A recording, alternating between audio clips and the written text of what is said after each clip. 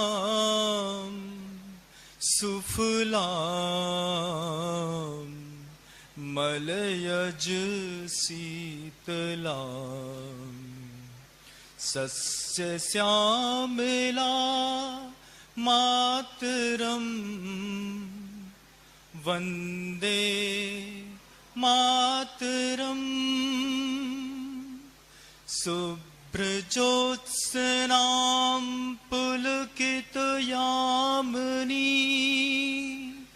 उन्नत कुसुमद द्रुमदल शोभनी सुहासिनी सुमधुर भासनी सुखदां वरदां मातरम वंदे मातरम वंदे मातरम।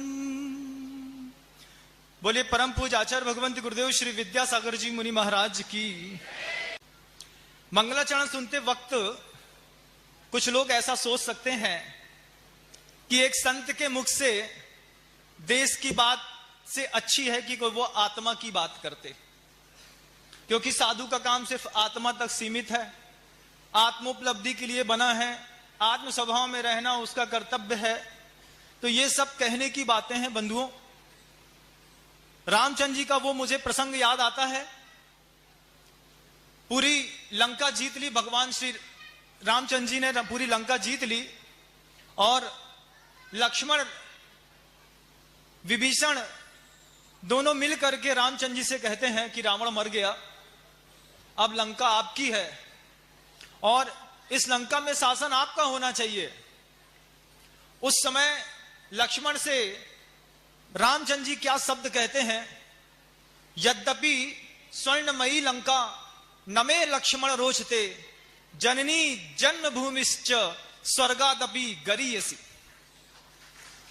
रामचंद्र जी लक्ष्मण से कहते हैं, महाभारत का प्रसंग है, रामायण का प्रसंग है, कभी आप पढ़िएगा कि यद्यपि स्वर्णमयी लंका नमे लक्ष्मण रोचते जननी जन्मभूमिश्च स्वर्गादपि गरीयसी, कि अपनी मां और अपनी जन्मभूमि, जननी और जन्मभूमि स्वर्ग से भी बहुत ऊंची होती है। बंधुओं, आप लोगों को तो पता भी नहीं होगा, इस देश में पैदा होने के बाद जिन्होंने अब आपके आज के इस दिवस के लिए अपना बलिदान दिया, कोई 18 साल का लड़का, कोई 22 साल का भगत सिंह, कोई सुखदेव 19 साल का, और हमारे और आपके लिए गोली खा करके दुनिया से चला गया।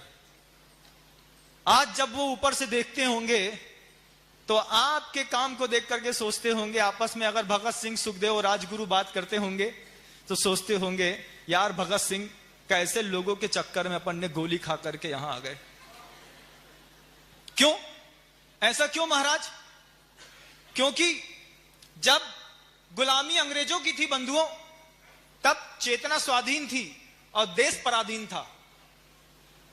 और आज हमारा देश स्वाधीन है और हमारी चेतना इतनी पराधीन हो गई है कि हम अपना ही काम करने के लिए असक्षम हैं। मैकाले को यह बात बहुत पहले समझ में आ गई कि बहुत दिन तक भारत को अपने कब्जे में रखा नहीं जा सकता। इसकी शुरुआत कैसे हुई आप देखिएगा। आपके मुंह में तो पता नहीं क्या भरा है। एक आदमी भारत का ब्रिटिश गवर्नमेंट के पास लंदन गया, तो वो चौराहे में खड़ा होकर के भारतीय था और बात कर रहा था। वो कह रहा था कि अगले 8 महीनों में हमारा देश आजाद हो जाएगा। तो इंग्लैंड के लोग पूछते हैं उस आदमी से कि कितना कॉन्फिडेंस है तुम्हारे ऊपर कि अगले 8 महीनों में देश आजाद हो जाएगा। बोलेंगे इस आत्मविश्वास का कारण क्या है?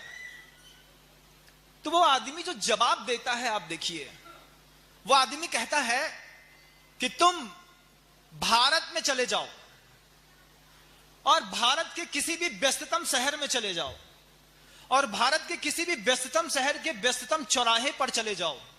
वहां पर जो आदमी खड़ा होगा ना, उसके मुंह में एक गाना चल रहा होगा। अगले बरस तुझे धरती की रानी कर देंगे। बोले हमारे देश के हर नौजवान के अंदर एक मात्र यही बात गूंज रही है कि अगले बरस तुझे धरती की रानी कर देंगे। अभी अक्टूबर आ गया है, तुम देखना जनवरी और फरवरी आते आते हमारा देश स्वतंत्र हो जाएगा।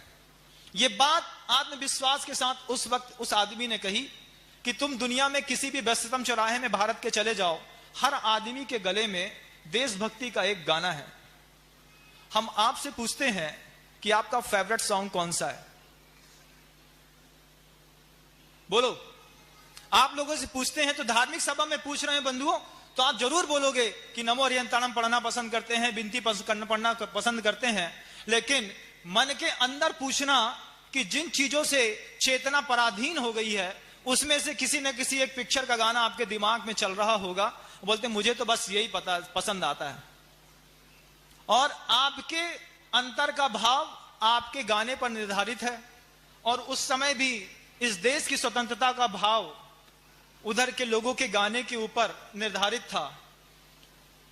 पहला स्वतंत्रता दिवस कब मनाया गया पता है आप लोगों को? 26 जनवरी 1930 को पहला स्वतंत्रता दिवस मना लिया गया था। 26 जनवरी 1930 को। महाराज, हमने तो सुना था 15 अगस्त 1948 को देश आजाद हुआ, 47 को है, यही सुना था ना आपने? तो ये 26 जनवरी 1930 कहां से आ गया महाराज? इतिहास टटोलने की फुर्सत कहां है आपको? इतिहास टटोल के देखिएगा बंधुओं। 26 जनवरी 1930 को देश का पहला स्वतंत्रता दिवस मना लिया गया था। और यह बात ब्रिटिश गवर्नमेंट को बहुत अच्छी तरीके से समझ में आ गई थी कि भारत को अब ज्यादा देर कब्जे में नहीं रखा जा सकता, यह फूट के बाहर निकलेगा और खिलेगा। तो क्या किया? एक साजिश रची गई। उस साजिश का पहला परिणाम निकाला लॉर्ड टीबी मैकाले ने। वो मैकाले जिसके लिए आप भारत का सबसे उच्चतम शिक्षाविद कहते हैं, उसने भारतीय परंपराओं में अर्थ का संयोजन खींचना बंद कर दिया। उसने कहा अर्थ तो बहुत जितना लूट सकते थे भारत को लूट लिया है, अर्थ छोड़ो, अब इनकी सांस्कृतिक व्यवस्थाओं में कुठाराघात करो। तो सबसे पहले उसने यहां की भाषा बदली। लॉर्ड टीबी मैकाले ने देश के मंदिरों के अंदर घुसा करके गवर्नमेंट को दुनिया भर के संस्कृत और प्राकृत से लिखे हुए शास्त्रों की होलियां जलाई। एक पूरी अलमारी लकड़ी की संस्कृत के शास्त्रों से भरी थी, पूरी की पूरी टीबी मैकाले ने जलवा दी। एक किताब बच गई तो वो इंग्लैंड ले गया, ये दिखाने के लिए कि बताएंगे कि भारत के अंदर लोग कितने गधे हैं, किस तरीके की भाषा का प्रयोग करके और कौन सी किताब लिखते हैं। वो एक किताब इंग्लैंड चली गई बंधुओं, और वो एक इंग्लैंड किताब को पढ़ने के लिए भारत से एक संस्कृत का प्राकांड विद्वान इंग्लैंड बुलाया गया कि इसमें क्या लिखा है। जब महारानी के हाथ में लगी तो महारानी रुष्ट होकर के बोली पता तो करो इसमें लिखा क्या है। जब उस किताब को खोल करके संस्कृत के विद्वान ने बढ़ाया और बताया तो उसमें लिखा था भारत के अंदर हवाई जहाज बनाने के फार्मूले, और उस फार्मूले की किताब मंदिरों में रखी थी। और उसमें लिखा था कि 500 प्रकार के हवाई जहाज कैसे बनाए जाते हैं, और हर एक हवाई जहाज को बनाने के 500 तरीके। 500 प्रकार के हवाई जहाज बनाना है, और एक हवाई जहाज को बनाने के 500 प्रकार के तरीके शुरुआत के 100 पन्ने मात्र इंडेक्स से भरे थे। और जब उसके लास्ट में पता चला कि मैकाले ने जिस पूरी अलमारी को जला दिया था वो पूरी अलमारी तंत्र विज्ञान की थी जो किसी मंदिरों में सुरक्षित रखी थी, और मैकाले ने अपनी बेवकूफी के कारण जला दी। लेकिन कभी अंग्रेजों ने पलट करके अफसोस नहीं किया और आपकी व्यवस्थाएं बदली।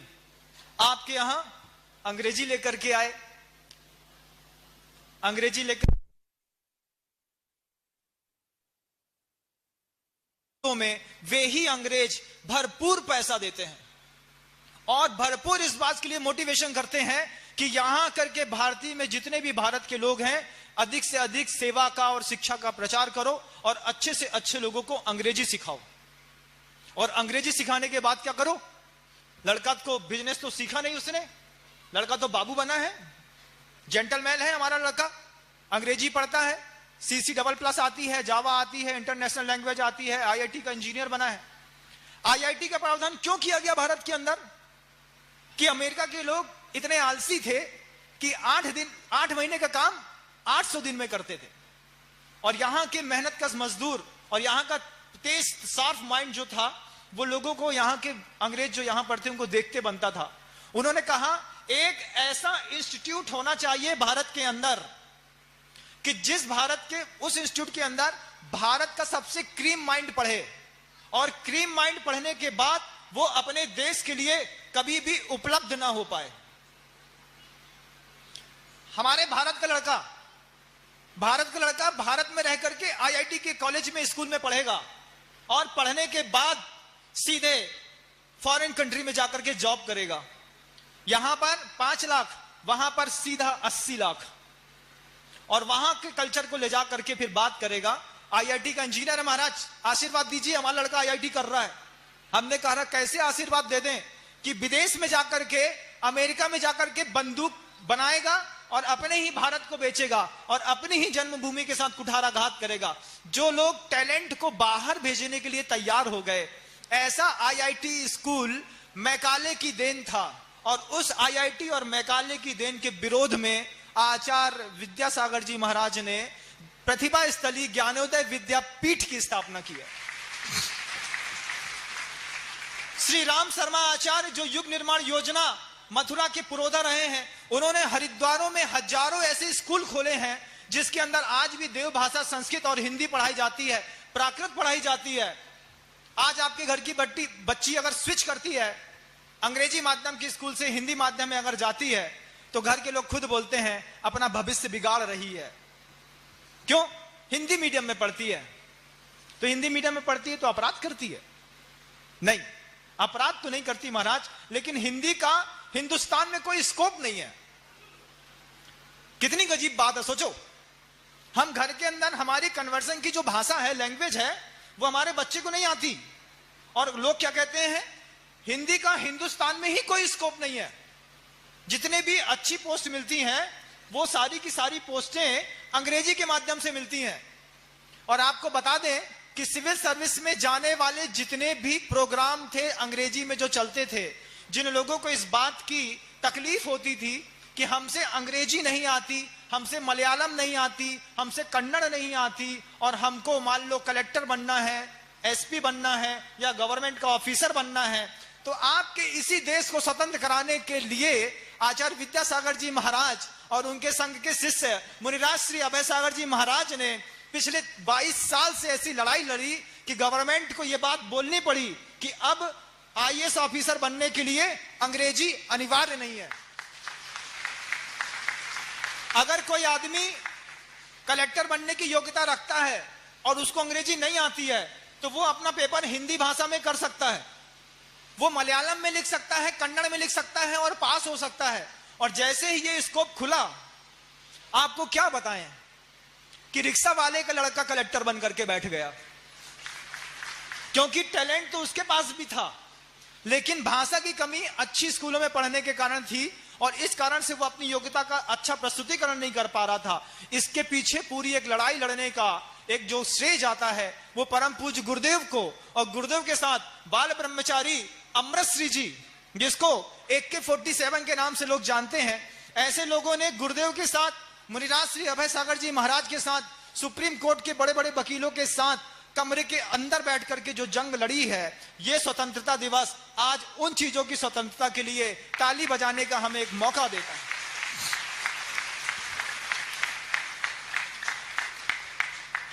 ये स्वतंत्रता है कि हम अपने भारत देश के अंदर रह करके अपनी भाषा के साथ जीवन जी सके, हम अपने भारत के साथ रह करके अपने भारत के खान पान को देख सकें। हमारा अंग्रेजी का पढ़ा बच्चा पिज्जा खाता है, क्या करता है वो, जोमेटो में एक वो आपके यहां वो चलता है ना मोबाइल में वो जोमेटो, स्विगी और दुनिया भर के ऐप आने लगे हैं बंधुओं। तो उस ऐप में क्या होता है, 100 रुपए का एक पिज्जा पेस्ट कर दिया, भैया पिज्जा चाहिए, वो गरम गरम बना करके उठा करके ला करके आपको दे दिया, आपने तोड़ा, गरम गरम खा लिया। महाराज घर के अंदर तो कभी ऐसा टेस्ट आता ही नहीं। जो गरम गरम पिज्जा में, गरम गरम बर्गर में, गरम गरम चाउमीन में आता है, आपने तो खाया नहीं, आप क्या जानो। तो हमको तो इतिहास देख करके मुझे लगता है कि भैया तुम लोग की आदत तो गरम गरम जूता खाने की है। बोले क्यों महाराज, गरम गरम जूता खाने की बात आप क्यों कह रहे हैं? क्योंकि रानी चेलना को देख लेना, जब रानी चेलना के घर के अंदर उसकी संस्कृति के ऊपर कुठाराघात करने के लिए कुछ दूसरे मत के लोग आए थे, उसने उन्हीं के जूते टुकड़े टुकड़े करके गरम गरम सब्जी में बना के खिला दिए थे और चटकारा मार के खा गए थे। तुम सब उन्हीं की जात के धीरे धीरे होते चले जा रहे हो। बात बुरी लग सकती है, वैसे लगेगी नहीं, बहुत मट्ठर मजबूत दिल है आप लोगों का। लेकिन इतिहास देखना बंधुओं, इतिहास में रानी चेलना ने जूते के टुकड़े टुकड़े करके सब्जी में बघार करके गरम गरम सब्जी में परोस करके रख दिया। सामने वाला चुपचाप पूरा का पूरा कटोरा भर करके पेट के अंदर खा गया। जब रानी चेलना पूछती है कि बहुत बड़े ज्ञानी बनते हो, बताओ तुम्हारा जूता कहां गया? तो वो बोलते हैं हमको नहीं पता हमारा जूता कहां गया। तब रानी चेलना बोलती है जब कुछ पता नहीं है तो थोड़ा सोच समझ के भोजन किया करो। और इतनी बात कहने पर उनका दिमाग चला, और दिमाग चलने पर जब मुंह के अंदर हाथ डाल के उल्टी करी और ध्यान से देखा, तब समझ में आया कि जिस जूते को पहन करके इस महारानी के घर में आए थे, इस महारानी ने उसी जूते को टुकड़े करके बघार करके हमको खिला दिया और हम जैसे पापी उस जूते को खा गए। और आपकी भाषा बदलने के कारण, आपकी संस्कृति बदलने के कारण आज आप पता नहीं किसके हाथ का जूता पिज्जा में खाते हो, बर्गर में खाते हो, किसकी आंत मिला करके चाउमीन बनती है। हमारा बच्चा चाउमीन के बिना नहीं रह सकता महाराज, और देश की स्वतंत्रता दिवस मना रहे हैं। मुझे तो शर्म आती है उन लोगों की को देख करके कि जो chowmein, pizza, burger, bread, biscuit, ice cream, दुनिया भर की चीजों में गौ मांस मिला खाते हैं और हिंदुस्तान के अंदर रह करके हिंदुस्तान की जय बोलते हैं। अगर स्वतंत्र होना चाहते हो तो थोड़ा इंद्रियों की गुलामी से ऊपर उठने का प्रयास करो, क्योंकि जबान का लोभी हमेशा दुख पाता है। आपको मेरी बात समझ में आ रही है? क्या क्या समझ में आ रही है? क्या खाने के आदी हो? हैं? जूता? जूता नहीं खाना।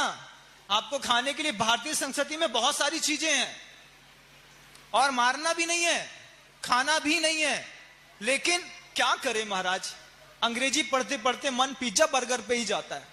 तो कभी तुमने अगर हिंदुस्तान की भारतीय परंपरा को पढ़ा होता तो खींच था, खींचला था, लचका था, लपटा था, पपड़ी थी, खकरिया थी, पपड़िया थी, कितनी सारी चीजें थी, कितनी सारी चीजें थी पेट की भूख मिटाने के लिए। तुमने क्या चुना? जूता महाराज। क्या करें, वही खाने की आदत है। तो भारतीय संस्कृति में भारत के अंदर रह करके जूता खाने को भी हम बदल दें तो बहुत बड़े भाग्य की बात होगी। देश को स्वतंत्रता मिले और नहीं मिले, भारत स्वतंत्र रहे या नहीं मिले, लेकिन भारतीय अपनी बंधी हुई मानसिकताओं से स्वतंत्र हो जाएगा तो एक दिन पूरा भारत फिर से स्वतंत्र हो जाएगा। थोड़ी थोड़ी भी शर्म बची हो सुनने वालों को अगर अपने कान के, अपने ईमान के ऊपर, तो घर के अंदर जाकर के अपनी भोजनशाला में बिकार ढूंढना बंधुओं। वो बिकार ढूंढना कि घर की भोजनशाला के अंदर जब मैगी का टमाटो सॉस ला करके रखा जाता है और उसमें खून मिला, टमाटर मिला करके और मिला करके आपके सामने रख दिया जाता है, आपकी डाइनिंग टेबल की शान है। वो टमाटर सॉस के साथ चिली सॉस रख दिया, वो आपके घर की शान है। अजीनोमोटो जो छिपकली के, मछली के पूरे स्केल से निकाल करके उसका पाउडर बना करके धर दिया जाता है, वो आपके बच्चे और आपके पेट और आपके स्टैंडर्ड की शान है। कितने पराधीन हो गए हो तुम लोग। और आज स्वतंत्रता दिवस मनाने के लिए किसी संत के सामने आने से पहले अपनी भूमिका बना ली होती कि साधु के पास जा रहे हैं, उसका कुछ कर नहीं पाएंगे, पता नहीं कितना धोएंगे वो हमको। क्योंकि निंदक नीरे राखिए आंगन कुटी छुपाए, बिन पानी साबुन बिना निर्मल करे सुहाए। कि निंदक है, महाराज निंदा कर रहे हैं हमारी, नीरे राखिए थोड़ा सा, आंगन कुटी छबाए। और नहीं लगता है कि तुम्हारे घर में हम आ सकते हैं तो अपनी कुटिया हमारे घर में आकर के लगा लो। बोले महाराज बताओ तो कि गलती क्या क्या करते हैं। वो स्वतंत्रता दिवस जो आज से 75 वर्ष पहले महात्मा गांधी, सुभाष चंद्र बोस, सरदार वल्लभ भाई पटेल इनके साथ सहयोग करते हुए ये राजनीति के केंद्र थे बंधुओं, सरकार चलाते थे और सरकार इस दम पर चलाते थे कि संस्कार चलाने के लिए उनके पीछे गुरु बैठा था।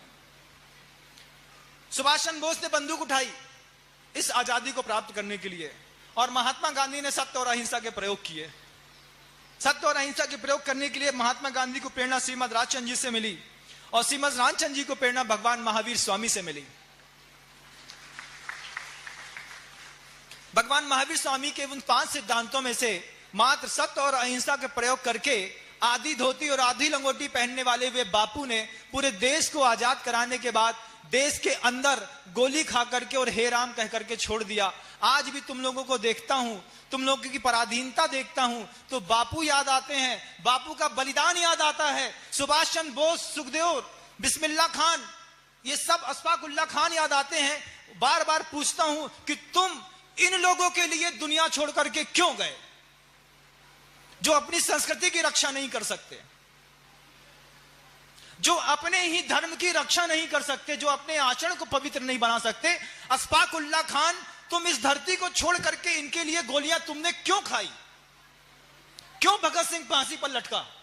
आपके लिए देश को आजाद कराने वाले आजाद करा करके दुनिया छोड़ करके चले गए और यहां पर हम लोग बैठ करके टीवी और मोबाइल चला करके वल्गर चीजों को देख रहे हैं, अपनी आत्मा को छलनी छलनी रोज कर रहे हैं। यहां के प्रवचन सुन करके जाते हैं लेकिन दिमाग सिर्फ व्हाट्सएप पे रहता है, जैसे टुक टाक की घंटी बजती है और तुरंत देखते हैं कि उसका मैसेज आया कि नहीं आया। कितने पराधीन हैं हम, कितनी पराधीन है हमारी चेतना और कितना पराधीन है हर भारतीय के साथ रहने वाला ये भारत देश, जो दिखने में आजाद दिखता है लेकिन एक कदम भी बिना माफियाओं के बढ़ा नहीं सकता।